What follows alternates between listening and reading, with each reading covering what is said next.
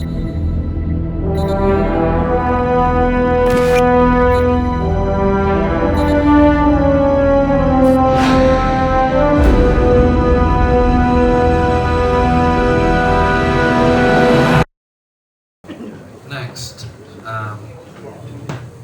Madame Noir.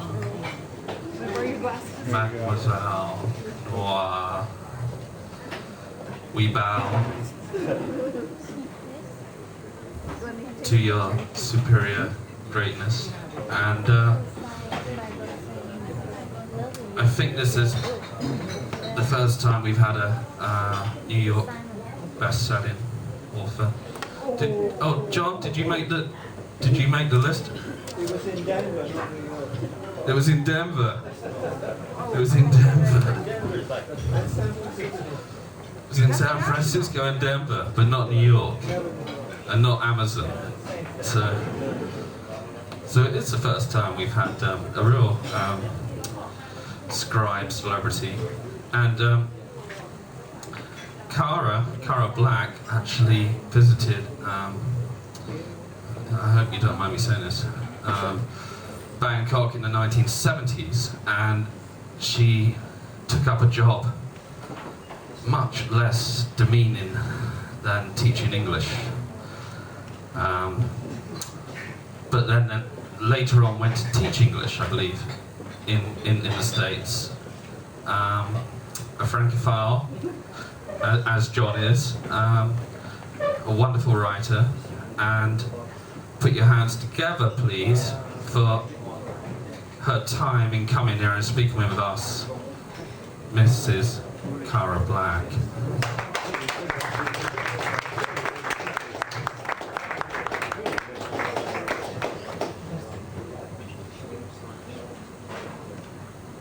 Bonsoir. Bonsoir. Bonsoir. I want to thank you all.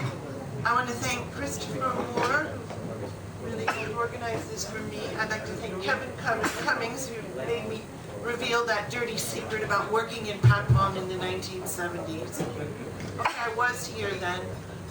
I worked in a big Chinese bar, I don't remember the name, and I was the only foreigner working there. And I just remember the GIs coming in on R&R on the weekend. I lived at the Atlanta Hotel over here, and Soy too. But after the 70s, can you hear me? Sure. After the 70s, well, I went to France, and I went to visit my friend, and she told me a story. This was 1984, about her mother. She took me to this area and said, you know, I don't think you've ever seen this part of Paris. And we were walking down this street with 17th century buildings. They were soot-stained and darkened and sagging. And she said, you know, my mother lived here during the German occupation of Paris. I said, really? Yeah, she was 14 years old in 1942. She wore a yellow star, and she came home from school one day, and her family weren't there.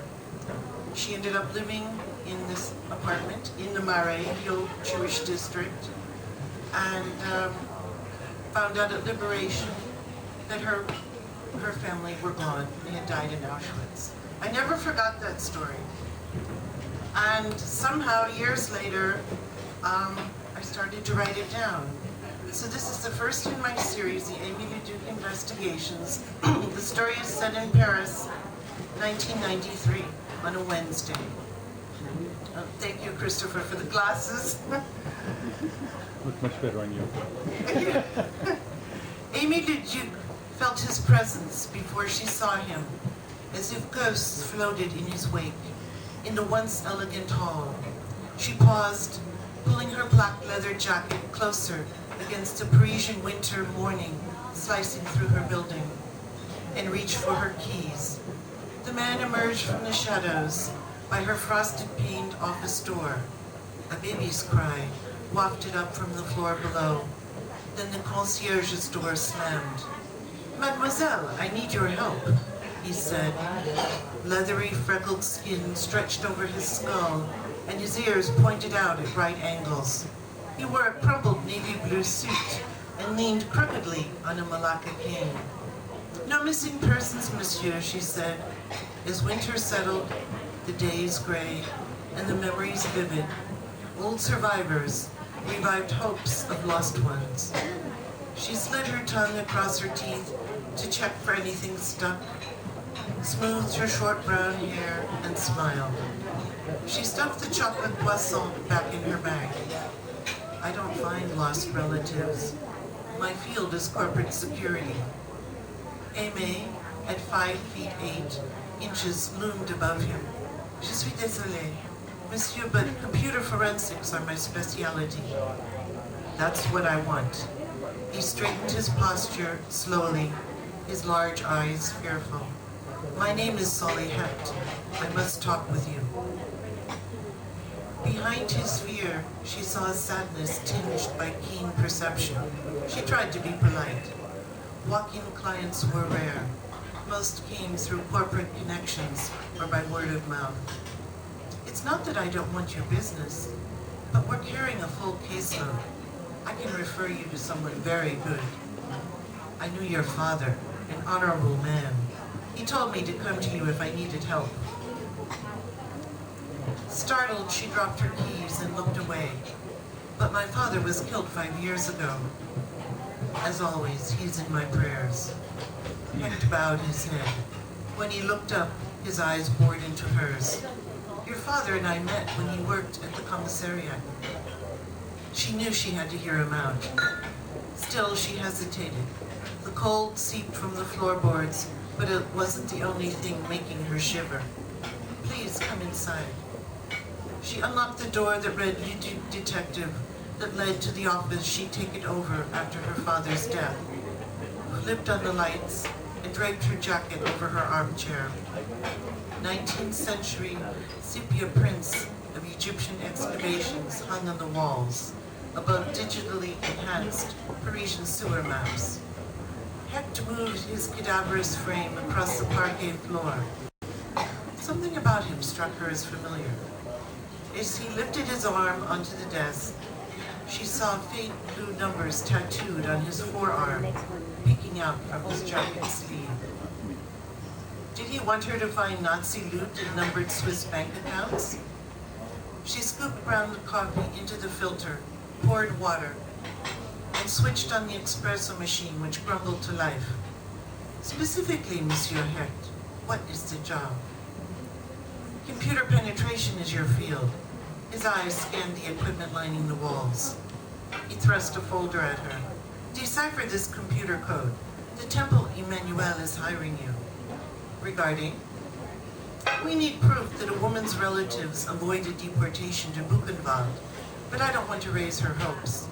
He looked away as if there was more he could say but didn't. "I've stopped doing that kind of work, Monsieur Hecht. That was more my father's field. To be honest, if I kept his promise, you'd get less than the best. I knew your father. I trusted him." Hecht gripped the edge of her desk. "How did you know him?" "A man of honor. He told me I could rely on you."